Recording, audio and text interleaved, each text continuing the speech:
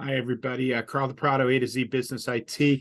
I did this presentation today for my BNI chapter, and I wanted to share it out. First of all, not all of the members came today. It happens. A couple guys there, so I wanted to make sure they had it. And I also wanted to share it to the community as well. It got a lot. It seemed to get a lot of, it was well received. So we want to really talk about is how a cyber breach can lead to a total loss of trust in your business. Okay, so for those who don't know me, my name's Carl DePrado. I have over 30 years of experience in cybersecurity and information technology. I serve as a mentor to the ASCII community. I'm in an active membership with a partnership with the FBI. I'm also a trainer for continuing education in cybersecurity in New York State for realtors, and we're also starting to branch out, and we're doing a couple talks now for the Bar Association. And besides that, I'm also a husband and father of 2 kids, which is my greatest achievement. So, first question I wanted to ask you guys is, what do Uber, CNA Insurance, LastPass, PayPal, Intuit, MailChimp, T-Mobile, and the U.S. Post Office have in common? Well, to answer that, in the last 6 months, they've all had their customers' personal information stolen from them. So, my first question I'd ask you is, how does that make you feel?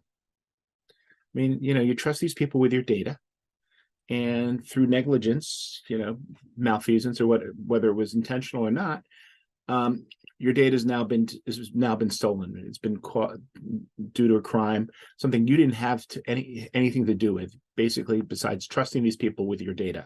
So how does that make, does that give you pause doing business with them? I mean, when you're you land in a new town, from your airport, and you're looking for, who am I going to use for my ride service? Am I going to use Uber, who's been breached twice and whose CIO went to jail? Or am I going to go with Lyft instead?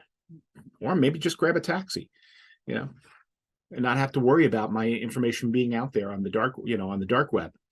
But even the more important question was, if you're upset now about this happening, imagine how you feel if your clients felt it was because of your fault, because of what your business did or failed to do to protect their data for you. So real quickly, there are 15 types of cyber threats that are in general categories. There's tons of sub threats, but these are the basic ways that come through: malware, web-based attacks, phishing, web applications, spam, DoD, denial of service, like that. It goes on, but these are the top 15 that go through here. But just to put in perspective, right now, currently, cybercrime, online theft is a $6 trillion a year industry, and we're expecting it by 2025. The numbers are somewhere around $12 trillion. It's basically about 2% of the world's GDP is coming out through cybercrime, which is quite large. So what I wanted to talk about, first thing everybody talks about, is I'm too small to be hacked. Let me state this: you are not too small to get hacked. Let me say that again, because it's so important. You are not too small to get hacked. You're just probably too small to make the news. The truth of it, since we're talking, it's a $6 trillion industry, the news is only going to focus on the big stories. But what we find realistically is that the cyber criminals are focusing on the small mom and pop businesses. They're focusing on, individuals, retirees with a large nest egg. These are the people that they're focusing on because it's easy pickings. They don't have the sophistication or the wherewithal to survive a cyber attack. So, where are you going to spend your time on? Working on breaking into Fort Knox, or breaking into a small business where you might get, a couple $100,000 out of it. And so that's how the $6 trillion happens. It's not from the big hits. So what would you do if $100,000 was stolen from your account and your insurance company refused to pay? I have one of my partners out of Detroit, and he told me a story about a record store he was working with. He was called in. Basically, the attackers got into this basic retail record store. They had only small 5-person company, and the attackers got in their systems. They knew what the busiest day of the year was for them. They also were able to know in their accounts how much money they had on hand in petty cash and so forth. And so they locked them out of their system on their busiest day of the year. and then they proceeded to extort them for $50,000. Now, the interesting part about this was this record store had a cyber insurance policy for $150,000, but they said we're not even going to pay any claims without what we call a forensic search or an incident response to come in. So that's another $50,000 on top of what was spent out. Now, you'd say, okay, well, the insurance company is going to, finance that. No, initially, they only gave them $5,000. And this doesn't even include the loss of time, business, their busiest day of the year. They were able to get everything back up. It took about a month. My friend, he said to him, if he'd come in talking about cybersecurity before this incident, would he have had any, interest or anything? And he would have said, I would have kicked him out of the store. But now it's a totally different game once he's unfortunately become a victim. Also, Travelers is in the middle of, they just filed a case in Illinois. They're looking to refuse payment on a policy because they signed the policy with the company in April. In May, they had the company filed a claim, and they Travelers went back into their questionnaire that they filled out, and they said, well, you really didn't fill out MFA quite the way we wanted. You said MFA is multi-factor authentication. And they said, well, this wasn't really applied correctly into the systems the way we wanted. So we are not going to pay your claim. And that's why they've taken them to court in this case. And I wouldn't be surprised to see more claims like this coming through, depending on how this one does. I wouldn't be surprised if it's coming through different states as anywhere. Long story short, just because you have cyber insurance, which I totally recommend that you have, that alone will not save you if, God forbid, you get breached. So what happens to a business when it experiences a digital robbery? I want you to notice one thing. I didn't call it a breach or a cyber attack or any other techno babble. I called it for what it is. It's a theft. It's just like being mugged or robbed. They don't have to use guns. That's all.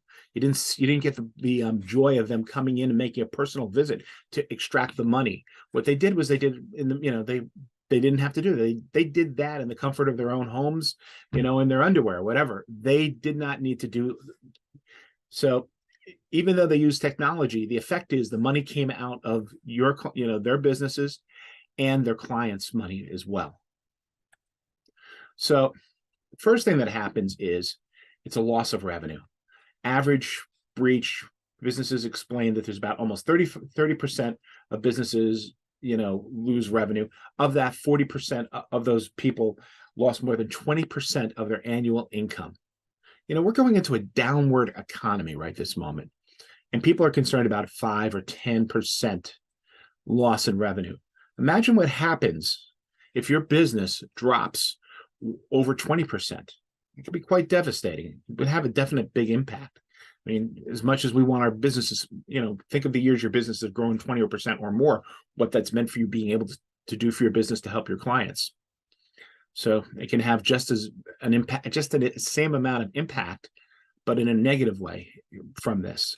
So first thing we always want to talk about is damage to brand and reputation. It's going to affect more than just your short-term revenue. It's going to be whether people are going to trust you or not to do business with you. Think about it. Crime. A business that's located in a crime-ridden area is not going to get the same amount of business as a business that's in a nicer area. As a matter of fact, Starbucks, McDonald's, and Chase banks are all pulling their retail stores, and they're getting a lot of backlash in the communities, but out of places that they just don't feel it's safe for them to do business. And if your customers' data is taken, that's also going to have the same type of negative effect. People are just not going to want to do business. They're not going to be able to trust you. So obviously, the surface level costs are just the beginning. There are many hidden costs related to breaches as well. You also have to look at legal fees. You have to look at regulatory fines and investigations. The other part is you may be looking at closing the doors.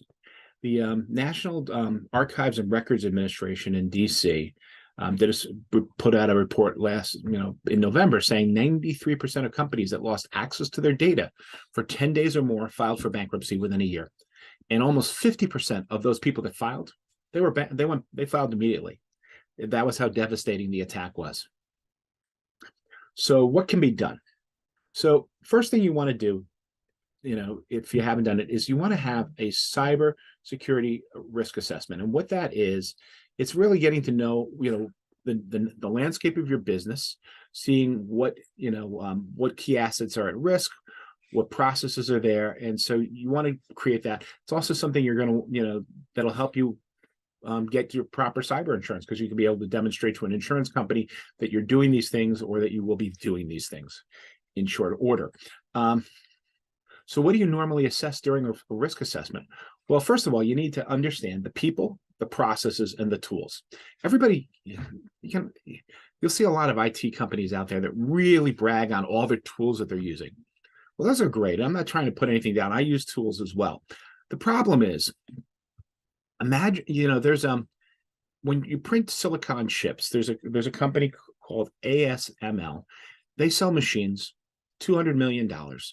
They basically print on silicone wafers, very fine printing. We're talking the lengths of lines that are drawn that are basically the width of 5 strands of DNA. Incredibly sophisticated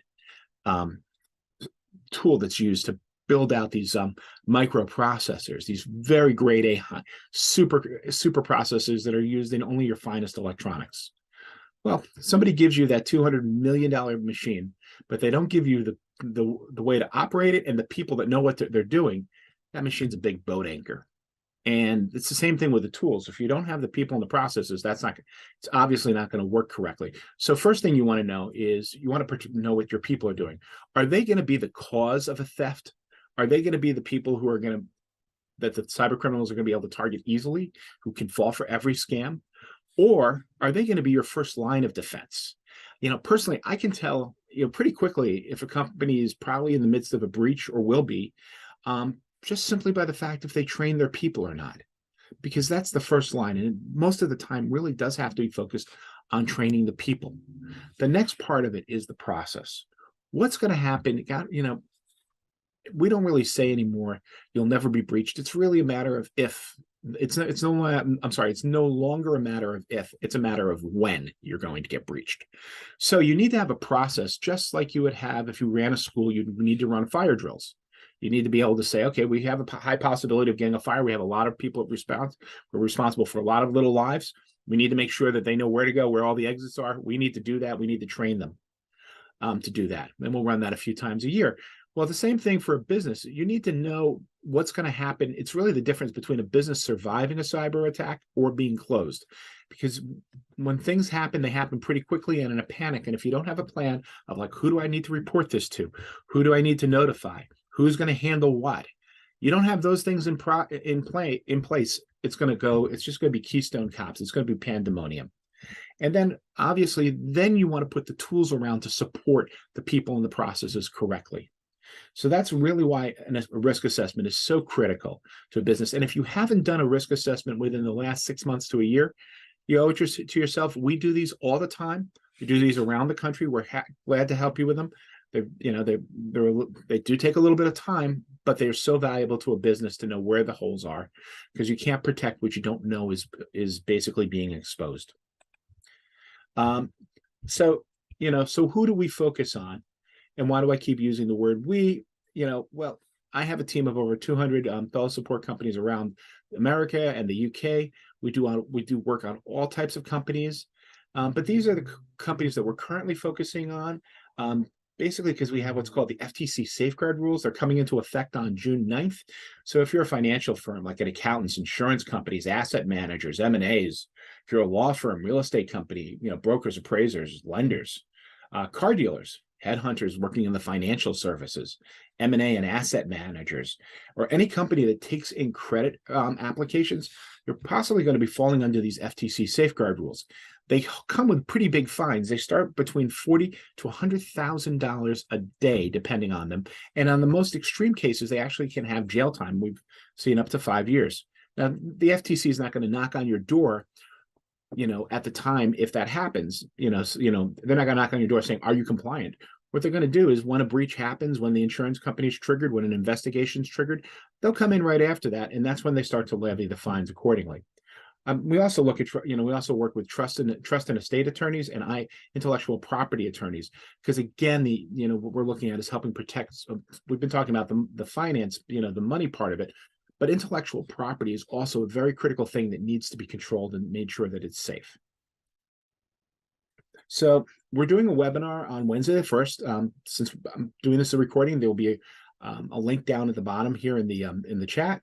We're going to focus on the compliances, the new compliances that are facing businesses, and everything that a business person must know to protect themselves and their business and their clients online. So love to have you there. That's 7things.A to Z Business IT. And again, I have the link down below. So I wanted to thank you for your time. And again, if you feel like, geez, I want to do a risk assessment right now, I don't want to wait till next week, I also put another link in below, which is called cw.A to Z Business IT, and that brings you right to my calendar. Thank you so much. You guys have a great day. Take care.